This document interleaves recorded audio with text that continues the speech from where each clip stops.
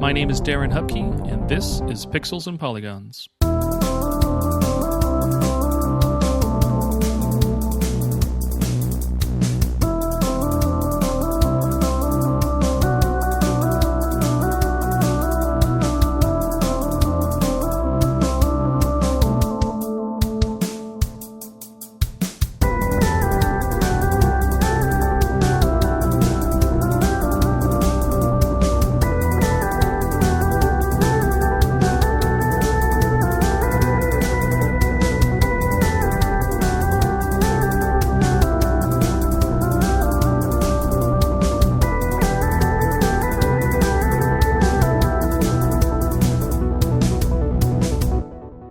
Welcome to a new episode of Pixels and Polygons. This is the third time I'm recording this, I think. My intention was to release episode on Friday, but then it lined up to be my wife and I's anniversary. It's our 15-year wedding anniversary, and we've been together for 21 years, dating and everything. So I was going to have her as a guest, and we were going to record an episode, and it was going to have just conversations about memories that we have related to gaming and things like that, that have kind of sprinkled up throughout our relationship. Not everything's gaming related with us, but there was some worthwhile stories to share, through our history. So we sat down and recorded an almost an hour-long episode and did that. It was great. It was a great conversation. It ran really long because it was just fun to kind of chat and connect with her about that. And in the recording process, I had tried to add some denoiser to her end of the audio just to help with the editing. And I did something that ultimately caused her entire audio track to not be recorded. So it was all I have is a one-sided conversation and no way to salvage that. And there was no way I was going to re-record the episode because, for one, it just wouldn't sound genuine. So what I had just finished doing after breaking the bad news to my wife was saying, hey, let's at least answer a couple of questions so I can make some type of salvaged episode and go from there. As it turns out, we just got done recording another 45 minutes plus. We were able to, as it turns out, we're pretty compatible and we can talk about things. And, I think we might make it. So we managed to make a full episode again. So we spent a lot of time recording today. I spent a lot of highs and lows thinking I've wasted my afternoon or not, or ruined the episode or not. But at the end of the day, we have a completed episode. It's a full-length episode. It's a fun episode, and I get to spend it with my wife and my best friend, who we've been with, and we were able to celebrate our anniversary together by doing this episode. So hopefully you enjoy it and have some fun with it. We did twice, and we're not going to do it a third time. So if this doesn't come out, you're just not getting an episode this week. But if you're hearing this, it must mean that it worked. So thank you. Other business as usual. Show notes, you can find links and details to a bunch of stuff that I'm doing, pixelsandpolygons.net, or you can buy books directly from me. I've got my Black Friday sale that just started, so you can get 25% off all of the books. So basically, if you buy all 4 volumes of 32-bit library, if you've been thinking about it, you are essentially getting a free book. What else? I think the math's on that, right? Yeah, 25% off 4. Yeah. I have stickers and pins and other things available on that site too. You also can go to Patreon. I have free articles and free writing and things you can follow along with that I'm doing, sharing project updates for the other books I'm working on, as well as the postcard of the month. That is a paid tier you can join. It's $5 a month, and I will send you a postcard with a giant screenshot, and on the back side is a review. So it's basically the shortest periodical, the shortest video game magazine in existence. Some kind of Guinness World Record or some kind of prize should show up to my doorstep anytime soon. But that is going to be sent out for the first month here in the next couple of days. So I plan to do that by the end of the month. So if you want to check that out and get on board before I mail those out, you still have a little bit of time if you're hearing this on launch day. Otherwise, yeah, anything else is just in the show notes. All the typical stuff. Follow me on social media, kind of see the websites, see the things that I'm doing. Enjoy it, have fun, and we will see you again next week with a standard episode and no drama. Bye. Okay, So this is not going to be take 2. This is going to be a truncated version of what we just recorded because we're not going to be able to redo all that. But yeah, we typically, ask. I guess we already answered what we're currently playing. What is the? What do you mean we answered what we were currently playing? Well, in the last episode that is now lost to time, we answered what we were. We just talked about what we were currently playing. You were playing Outriders or Outlanders 2. Oh, but they don't know that. Yes, they do. I've already broken the news that we've lost the episode. Oh, okay. That is at the top of the episode. They got the bad news that we've lost the episode. So, yeah, recording this a little bit differently. Just using my phone just to capture a little bit of audio to at least have some type of episode out there. But yeah. So if we're not going to answer what we're currently playing, what is there a game that you're looking forward to that's coming out soon? Or are yes. You? Oh, what's that then? I didn't think you would have an answer to that. Okay. That Lord of the Rings game, the Shire or whatever it's called. I don't remember. It's gonna be on the Switch.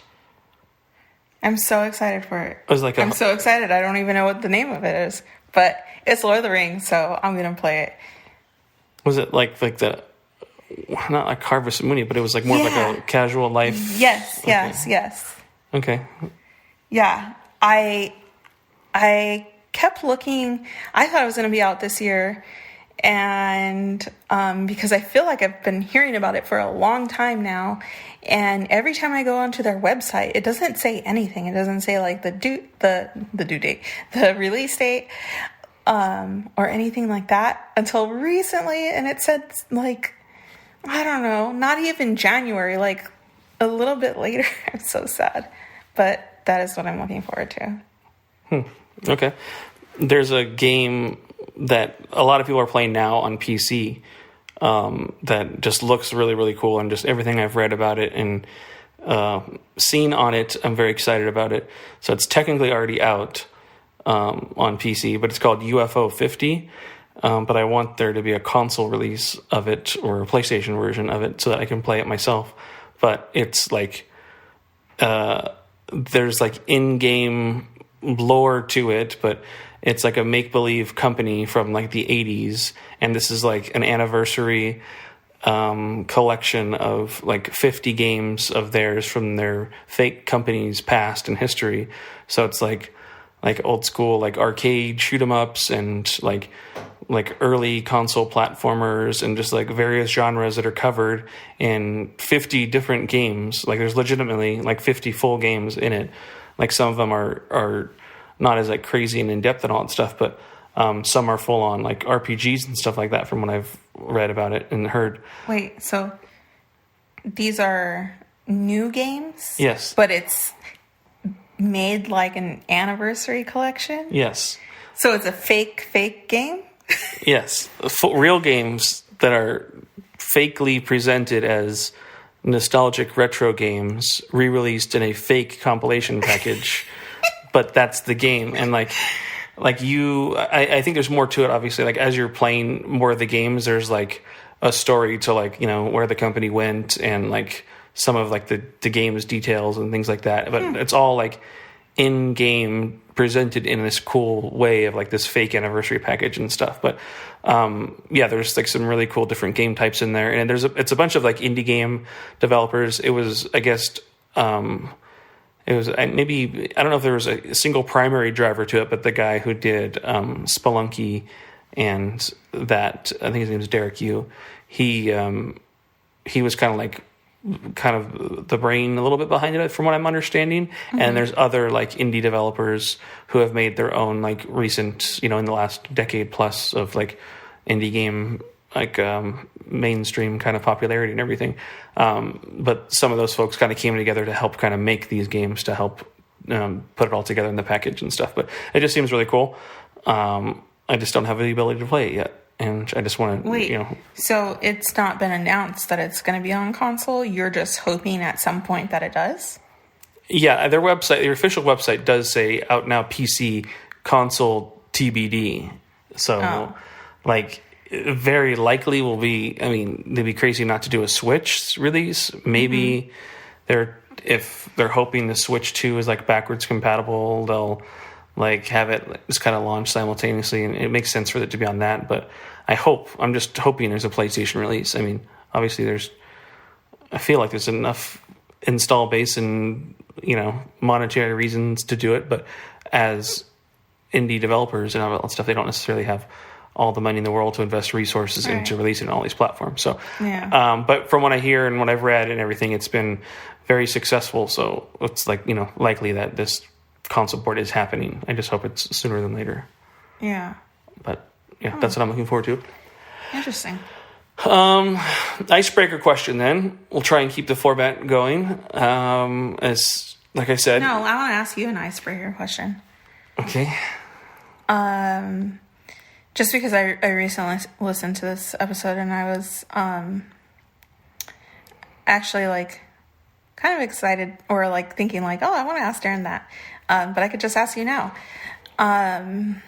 What is your like format of your customized character? Like, what's your go-to? Oh, from like a created character? Yeah. Yeah.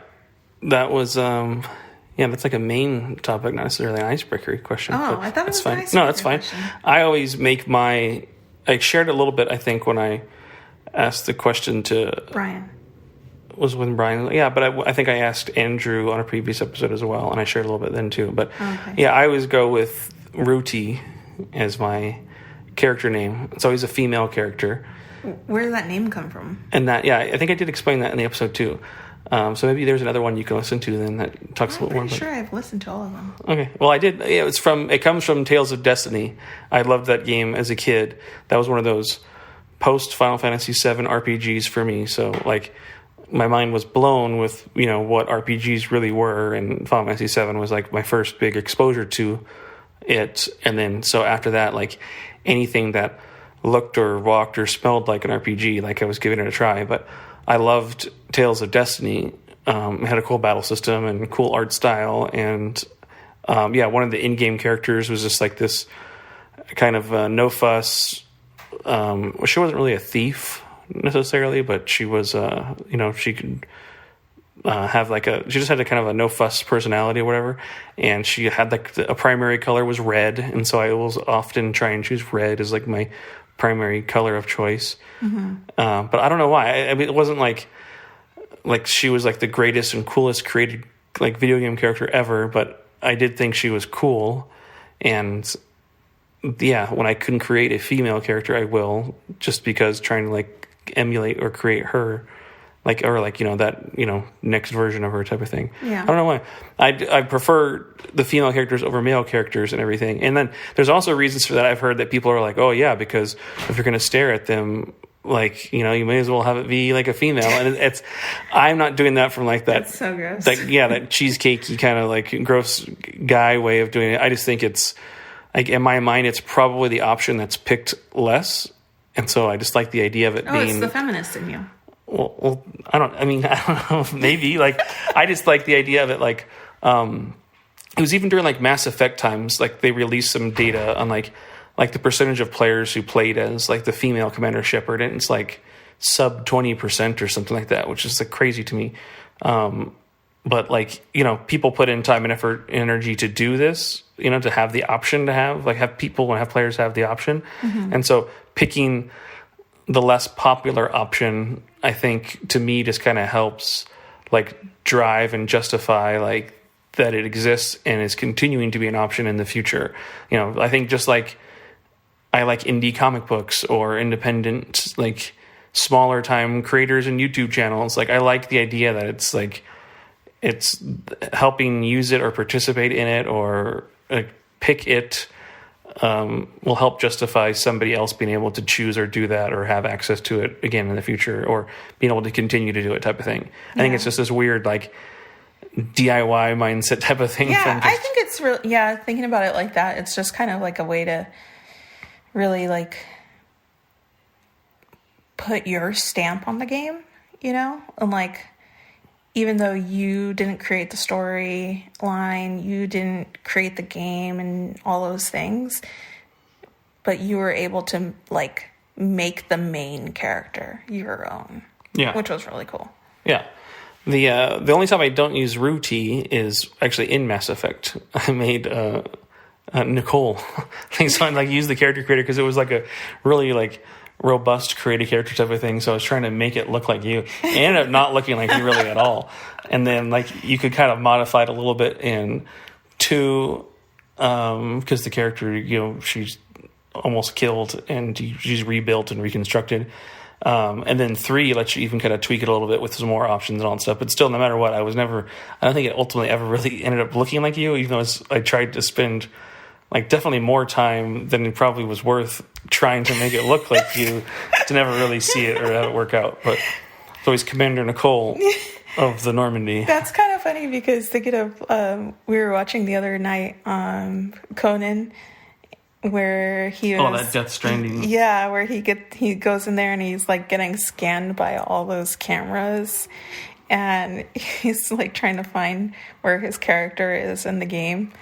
That's kind of cool. Like if that was something that you can do, like, you know, with the technology of like phones nowadays, like, you know, oh, let's, you know, use your phone's camera to take a like, you know, photo of you or a 360 like video of you, upload it to your system, and then it like generates your character, like your face on the character. That'd be kind of cool. Yeah, they actually do that. I think there was an NBA 2K game that did that where you could take your photo and upload it, and then it would like map it to the face. Mm-hmm. And then I want to say there was even an ability to do that in like one of the Tony Hawk Underground, or maybe not Underground, maybe it was later, but I think connected in digital camera, you could also map a face to your character. Oh. I'll have to look it up. Or internet, like anybody who's listening who might know,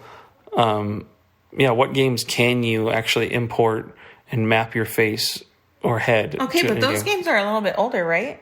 Yeah, there were, the 2K ones, I wonder if they still do it, but it wasn't that long ago that was the thing, like within the last 10 years for sure. But the Tony Hawk one was older, yeah, so that was definitely, I think, ahead of its time. Yeah, but I'm saying like with now and like today's technology, like, you know, the cameras are just, you know, so much more advanced. Yeah, it would be cool to just be able to map your character or map your face and everything into the game that easy. That way it would save you time and create a character stuff too, because then you don't have to tweak all those things. I was playing that Monster Hunter Wilds beta, and in the character creator, like once you're done confirming all of your settings and everything, or not confirming, but once you're done creating everything, it then takes you to a screen where you can confirm all the details.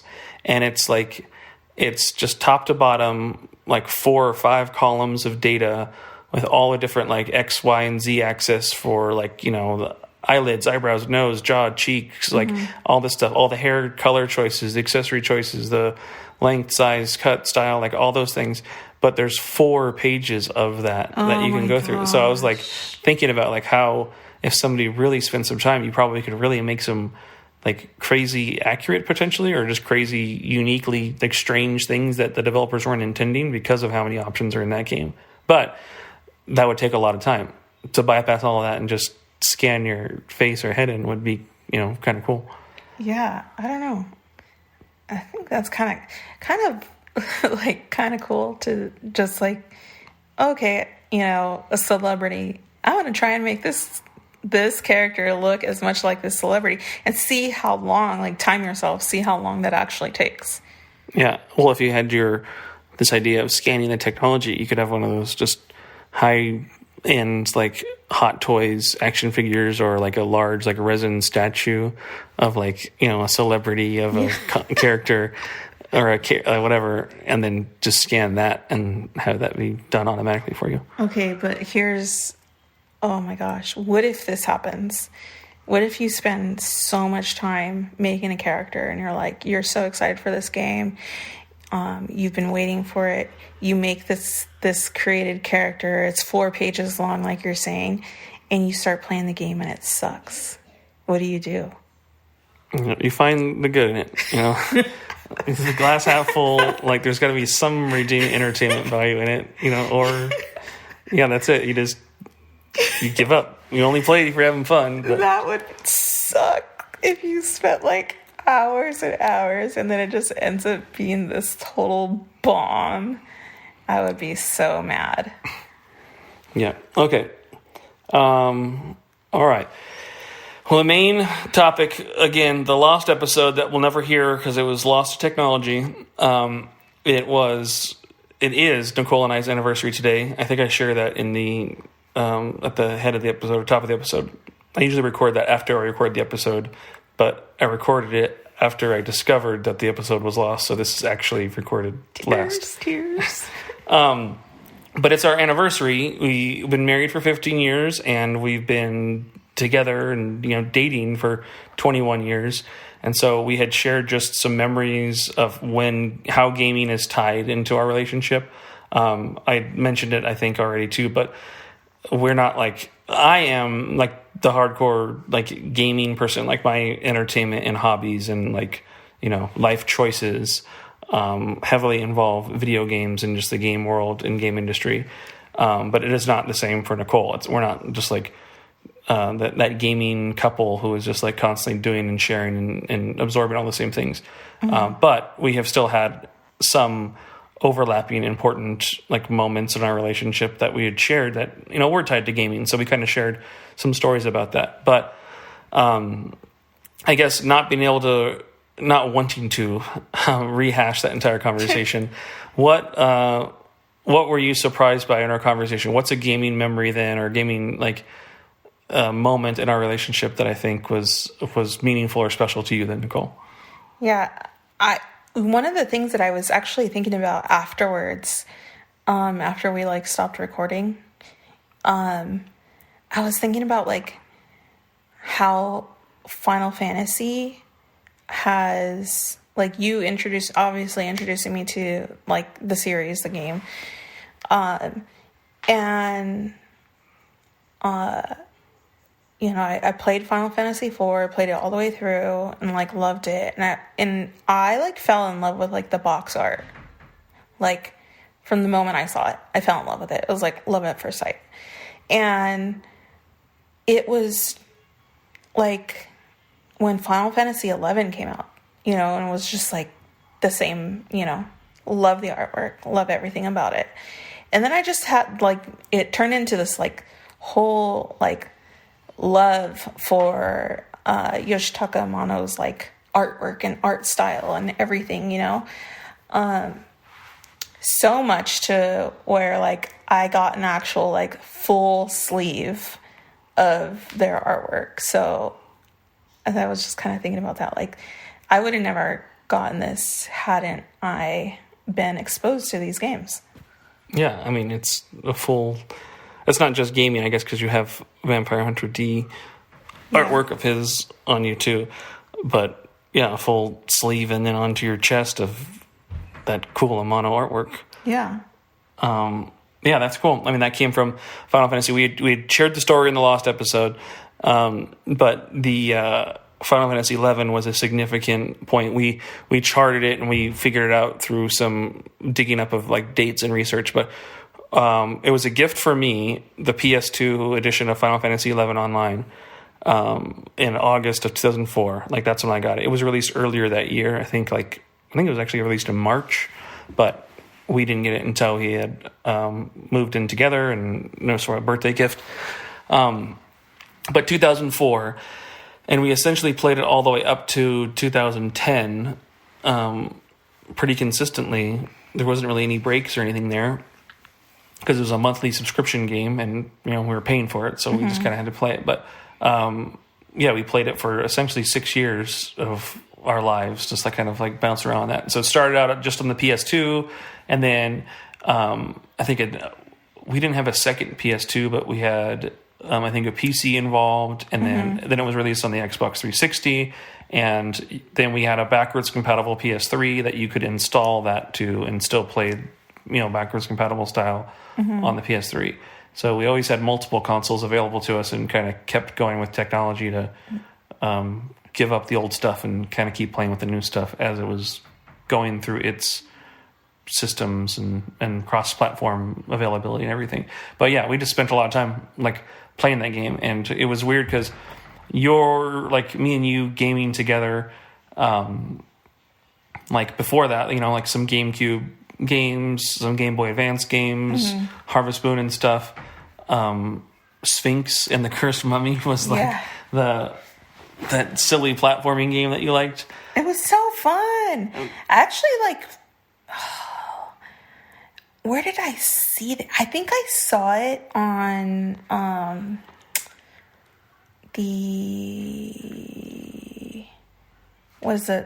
the Switch, you know, you can go into the little store. Oh, just digitally available or something? Yeah. I think I saw it there recently and was like, I kind of want to download this. Yeah. Well, that was your, you know, those were your gaming experiences at that point. And then you see me play Final Fantasy XI, you were like, oh, well, maybe I kind of want to try this myself. So you just went hardcore from like character platformers and mascot platformers and Harvest Moon and Game Boy Advance games to Final Fantasy XI. Maybe by that time you had already played Final Fantasy IV Advanced, I guess. Would that have been out by then? Because I know that was getting close to like the DS release, so it wouldn't have been long after that you would have played Final Fantasy IV. So, yeah, but either way, you didn't have a huge foothold into just RPGs, let alone like massive multiplayer RPGs. Yeah. So it was definitely like an odd, large jump into the deep end that, you know, worked out, that you obviously were entertained by and stuck with it for years. Yeah. Oh, one of the interesting things that, like, thinking about Final Fantasy XI is like communicating with other people, like other like real people, you know. You sometimes, well, a lot of times, you know, I would be playing, like, it's like 2 a.m. and all the people that I'm playing with are like in Japan. Mm-hmm. And so just like being able to communicate, we would communicate using like all the like auto translate, like pre-made like little, I don't know, words or whatever, you know, and phrases. And so that was always interesting, or even just down to like how to play the game or like what spells to use and things like that. Mm-hmm. So it's kind of cool just being able to like play with people, other people, real people. Yeah, that was kind of revolutionary at the time. Well, I mean, there wasn't a lot of online games where you could text communicate, especially on consoles, but like the history of that, like you had EverQuest and you had things like that available to people on PC, and those were just Americans playing in American servers or Europeans playing in European servers, or if there was even popular enough, you know, Japanese players playing by themselves in Japanese servers. You wouldn't, even if you could choose the other servers, you weren't able to necessarily communicate unless you knew their language and could connect with them that way. But yeah, that auto translate, like you'd start to type an item, a job, a skill, like any in-game like object, and then if you press tab, it would give you like the list of like, you know, what that was to like put it into the, you know, readable to like auto translate into Japanese or whatever other players are going to see on their like set language, and then, you know, questions or asks or needs or whatever it may be. But, you know, teleport, do you have it? I'm interested. Yeah. Like it would just be like things like that, and then they would be able to read that on their screen like in all Japanese and just fully understanding what it was that you needed. So that's kind of a pretty big gaming milestone to be able to have that level of international community and international like communication and everything. So that is kind of cool. And you were directly on the front lines of that technological revolution. Yeah.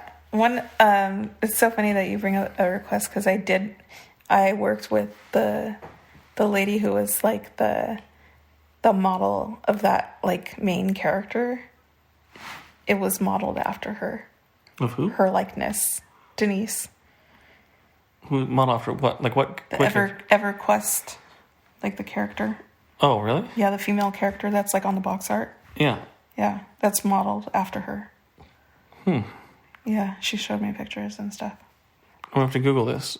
Do you work with this person currently? No, at my previous job. Oh, interesting. I did not know that. Yeah, I'll have to Google this and look this up. Yeah. That's interesting. EverQuest was where I had that was right before meeting you in high school. I had a little friend circle that was on the other side of town, near where I lived and everything. But they were into EverQuest and everything. And when I'd hang out with them, and they'd be playing all that stuff. Like I just did not have a PC or anything that was good enough to run it or play it. But like the idea of being able to be online and having to fight things together, and just that MMO experience, I was like, man, I really want, like, just super jealous and envious of like wanting to play that and everything. So when I finally was able to do it with, like, when I saw Final Fantasy XI was coming and was going to be on PS2 and everything, like I knew that I wanted to do that for sure. So, yeah. Otherwise, yeah, what else do we have? We asked, I guess. Wait, so you said you had this friend circle for EverQuest. Were they like, did I know these people? No, this is pre-you, I said. I know, but like you knew people who I met afterwards. Yeah, you never met these people. Oh, where'd you meet them? I just met them through friends of friends and everything. I've told you these stories, and it has a, not for me, but it had a really dark ending for one of those kids. And so I like opted out at the right time because they were exposed to things in life that took them down a different path. And crazy. Yeah. Is that would you go to like those PC computer cafes to play those games? No, but I bet you could. Yeah, that makes sense. No, I would go to those places later on with, like with Danny and Randy and like, friends I met afterwards, and then going back to like our high school and everything and junior high. And we would play like Counter-Strike and things like that there. But yeah, EverQuest. Yeah, I mean, I wonder if people played those. I mean, people would play like StarCraft and then Counter-Strike and a lot of the popular games of the era. But I think EverQuest maybe was already kind of declining a little bit by that point, and other things were moving into that space. And then it wasn't long later that, World of Warcraft launched, like not even a year after that, or within that same kind of time frame too, I think. So then that ultimately became the thing to chase and everything for people playing online games. Yeah. Interesting. There was that one game that, I don't know, Diablo? Mm-hmm. Yeah, that's the one that we played a lot. Did we play that? We played that together, right? Yes, we played Diablo with Danny 3. We tried to play some Diablo 3. Yeah, yeah. And that eventually was be released on like PS4 and would be available to play like through that way too as well. Yeah, but so that was like after Final Fantasy 11, and I was really hoping that would like scratch the itch. But that gameplay style and everything, and just like the whole look of it, I just did not like, and I did not enjoy it.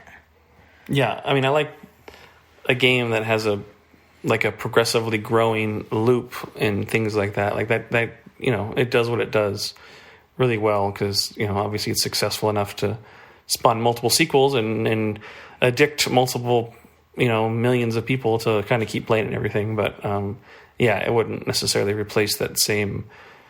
Yeah, I think it's like Diablo's more of like a shorter loop. Like you're playing more for your specific character, not necessarily the world. Mm-hmm. And then as you play more and more, yes, you're getting like skills and spells and things that are like rarer and make your character even stronger. But you're playing just for your character. Whereas Final Fantasy XI, you'd be playing in the world and with other players like persistently, because you can kind of come and go into other people's games in Diablo, because the primary driver was just your character's current like stats and build and everything like that at all. It wouldn't matter where you're at in the story or anything, because you could even just go through and replay the story over and over and over again, like multiple times through, just in harder difficulties through like the different acts and stuff. But yeah, it's just designed in a different way. Not necessarily a massive multiplayer online game, but more of a character and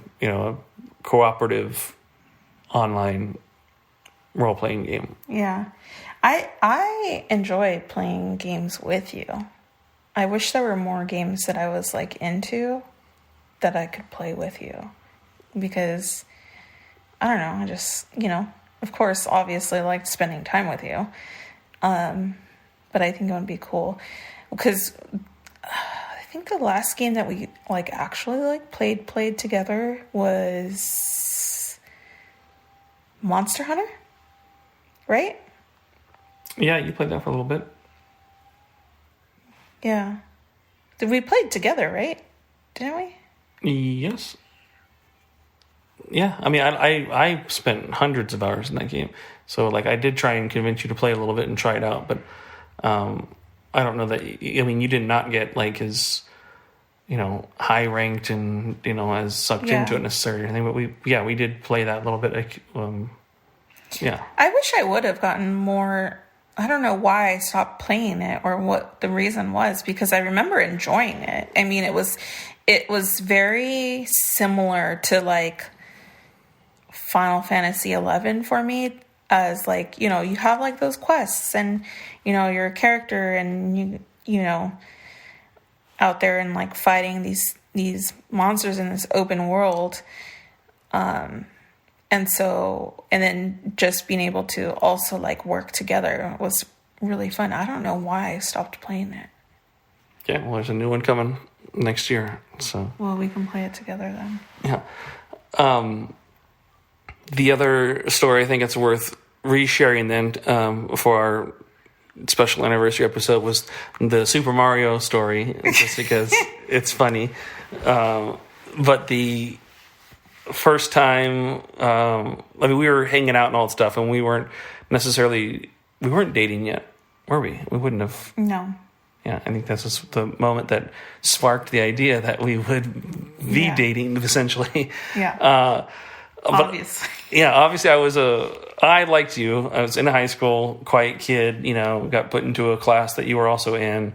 You were, intimidating because you were loud and, you're not really that same type of person anymore, which is just interesting.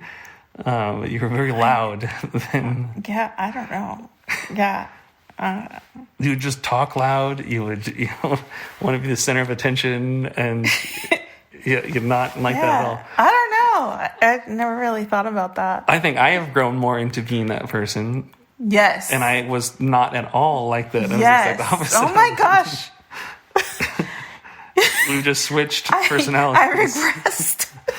Well, it's not regressing. It's just changing. There's not I wasn't... It's not bad to be quieter or more reserved. I know. But... Yeah, we were, because of that class, I don't know why you wanted to hang out with me, but we had kind of like met and talked and chatted and stuff. And then exchanged like phone numbers. And so we would just kind of like talk on the phone every now and then. And eventually we hung out for like a birthday and went and saw a movie with some friends, Blue Crush, which you were the only one who wanted to see that. And so, because you wanted to, I voted to see it. And because it was my birthday, essentially we had to do what I was saying, what to do. So Danny and Randy for sure did not want to be seeing that movie nor doing that, but they were along for the ride. But yeah, eventually I started to drop out of high school, and I was no longer in standard high school, but I still wanted to find an excuse and a reason to be able to hang out with you. So I took like weird extracurricular classes, ROP classes in California. There were 4, college credit or just life skills? Yeah, I think it's called regional occupational program. Yeah, something. But definitely it was for adults to obviously gain skill for potential career things, but I think students could take those classes for college credits. Doug's barking. But yeah, I took a class in the morning that was at the same high school that I dropped out of to still come out in the morning and hang out before school. And then we had a photography class on Tuesdays and Thursdays in the evening. But post-school, late into the night, or not late into the night, but it would end around 6-ish or 7-ish or whatever. And by the time we'd all be back at home, so it was a little bit later. But yeah, one night you came, like when I was dropped off, you would normally be dropped off after, and then AJ and Danny would go home. Mm-hmm. You volunteered to I'll just hang out a little bit later. And I remember everyone just kind of being like, what? This doesn't make sense. Even like Danny and AJ were like, okay, well then how are you going to get back home or whatever? Because, you didn't have your own car or anything. So it was all like, whatever. But I was like, whatever, we'll figure it out. I figured I'd ask my mom or, something like that. Well, I mean, if it came down to it, we were very familiar with the bus system. Yeah, but it was late and I wouldn't want you to have taken the bus. You probably would have gone with me. Yeah, so and then I would have had to have taken a late night bus alone. Yeah, you would have done it. Yes. But yeah, so this odd night, you decided to stick around after school on a school night in the evening with no definitive plans on how you're going to get out of there. So I had no idea what was on your mind or why you were thinking about doing this. I don't know if you really knew what your intentions were. I don't. I honestly... I don't know. Yeah, but we went in and just as bored and not sure what to do and how to host a girl in my house, turn on the Super Nintendo that I had recently acquired. I don't even know where we got it from. Turn on, started playing some Super Mario World, and the Super Mario World just involved just some banter and I think it was some fake. You weren't good at it type of oh no, darn. And so then I had to sit next to you to kind of help you type of thing. And then that turned into just a little bit tickling and awkwardness. And then I realized in my brain that you this was a moment where I should do the teenage thing and kiss you. And I realized that maybe far too late. I think you were giving me all the signs and you were just over it. Dude, nerd kid, get with the picture. This is why we're here. What are you doing? And, oh my gosh. And I think me in my head, was thinking through all of those same thoughts of oh my gosh, wait, this is probably what we should have been doing this whole time. What would I be doing? And you used to have the sweatiest hands. You would get so nervous, and you could literally see a little glimmer. Well, yeah, this is an extra hand sweaty moment. But yeah, ultimately, felt like forever in my brain of talking it through and deciding wait a minute, so what is happening here? Wait a minute, is what she's probably wanting here to do as well? Oh no, what do I actually have to do the next? And how does this happen? And it was a really cheesy movie moment, it seemed, but that's when I kissed you, and that would have been the first time that's the first time I kissed a girl, period. Yeah.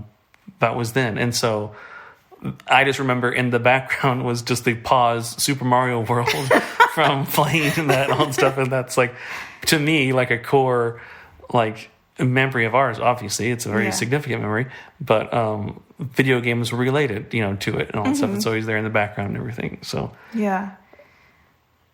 Not long after that, I guess we were dating. Yeah. I guess that was. And here we are. Yeah. Well, we do have a little window there where we had a little break, pause there and all that stuff, and I demanded you give me my Super Nintendo back.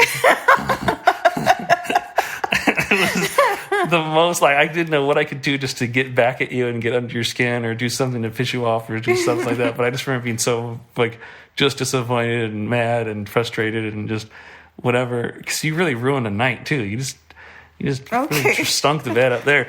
But I just remember walking back to the parking lot just trying to just be angry about it. And it's and I want my Super Nintendo back because you had it for some reason. I didn't give a crap about that Super Nintendo, dang it. But yeah, then basically from there, 21 years later. And yeah, here we are. That's so funny. And earlier in our Lost episode, we talked a lot about like non-PlayStation games, and I after like we stopped recording, I kind of thought about that, and I was like, wait, you always talk about like how the PlayStation still is like kind of like I guess like a core memory or whatever, like within our family, because doesn't Isa share like her birthday Yes. or something like that? Like, yeah, her birthday is the birthday of the PlayStation. That's like the Japanese launch was December 3rd of 94. Yeah. And hers is December 3rd, but just And different year. I remember being in the hospital and you were like telling me this, and you thought it was the coolest thing ever. Yeah. But then also, was it Rick Remender who was having a signing? No, Ed Brubaker we were having a sign at the shop the next day on the 4th, or maybe it was the 5th or whatever, but it was just close enough that we were still in the hospital with Isa being born. And it was like, so this is my favorite comic book writer. I could just cruise by the shop and take a little break or something like that, right? I did not leave my wife after the birth of our child to get Our comics first signed. child. But yeah, still got comics signed. So Alex brought some of my books up to the shop for me to get them signed. Yeah. But yeah, the PlayStation birthday thing was a cool, happy accident. But yeah, the last episode we talked a lot about the Game Boy Advance and GameCube and Game Boy Player, and exchanging a lot of Harvest Moon playtime and Mario and Luigi Superstar Saga playtime, and obviously into the Final Fantasy Advanced re-releases. Like I played 5 a ton while you were playing. You had 4 already at the time. But yeah, even my first tattoo was Mario and Luigi from Superstar Saga, not necessarily a PlayStation related tattoo. But I still am a PlayStation kid. That was just interesting how in that moment. I talked about it actually. I do realize that it was with a couple episodes back with Aiden Meyer. He was sharing about like the portability of it is what kind of kept him into it. So like the Game Boy Advance being like his favorite console. And it makes sense. I think in that era we were like, because as friends and then starting to date and then starting to like, we weren't at home or at my home to play my PlayStation. I was out and about and traveling with you a lot. So we had like the Game Boy Advance SP was there. Yeah, and that so makes sense. we weren't tethered to a TV necessarily. Yeah. And so that was the games I was sinking hours into. But when I got back home where I was staying, I had that Game Boy player, and that would let me basically kind of continue those games and still be invested in those games even at home. But yeah, we would still play other games too. Oh, you mentioned it in the other episode, and I'll only get a name drop here, but Turok Evolution, playing the multiplayer mode with my cousin Justin and just random passerbys who came in and out of that house. Yeah, I feel like that was like the first time I ever played like a multiplayer game of that like genre. I played Mario Brothers, like past the controller, but never really played like a game like that with someone else. Yeah, all together. That was a good. I don't remember how long I lived over there with him. Maybe a year-ish time at my cousin's house, but we spent a lot of time playing a ton of Soul Calibur 2, NBA Street Volume 2, with various Tony Hawks, as they came in, but then the Turok Evolution, and then our random Legend of Zelda collection, collector's edition or anniversary edition, whatever it was, the one that had Zelda 1 and 2. I remember having that and like the guide and almost beating Zelda 2 for the first time. But yeah.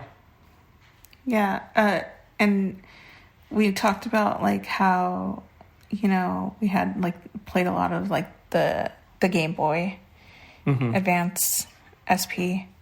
I feel like there was sometimes where we would just ride the bus and play, and just me and you, we would just be riding the bus somewhere, and then we would just be playing the game. Yeah, I mean, we took the bus a lot of places. I mean, whether we were going to Fullerton or that, yeah, we would do that a lot. Well, I mean, you got a car not that long later. Yeah. But Yeah, but I guess, like, because where you lived and Janny's house was, like, way across the other side of town. oh yeah, Or the city. from where I was at. That was, like, 45-minute bus ride. Yeah, but then eventually when I moved in with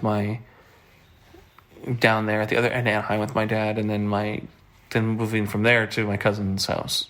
Yeah. Like that's when you had gotten your car, and that's when we going to having a job and being able to spend a paycheck and buy video games. Like, I was buying more stuff. Yeah. But yeah, all right. I felt like there was one other thing that I thought of when we had finished our conversation, and I'm so annoyed that I can't remember. Well, it's okay. Save it for a future episode. I thought of it this morning, but I'm going to do a bonus episode called towards the end of the year, called the Papas. The what? The Papas. It's going to be an annual treat. What is that? The Papas is going to be the Pixels and Polygons Awards. Oh, how cute. So the Papas will be an annual event where I will not just do like just a traditional game of the year thing, but just come up with really dumb or silly categories and as to a way to like reflect on the year and some of my favorite games that I played.